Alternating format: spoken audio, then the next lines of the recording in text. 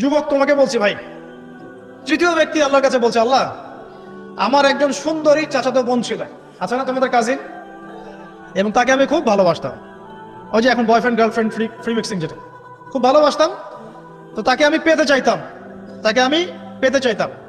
তো আমি তাকে অফার করি। সে বলে যে না, আমাকে 100 স্বর্ণ মুদ্রা না দিলে আমি রাজি না। 100 স্বর্ণ মুদ্রা। এই মেয়ের অবশ্য অনেক ডিমান্ড ছিল, তাহলে বোঝা গেল 100 স্বর্ণ মুদ্রা মানে অনেক, জানেন? এখন তো দেখা যায় 1500 টাকা 2000 টাকা দিয়ে মেয়ে তার ইজ্জত বিক্রি করে ফেলছে।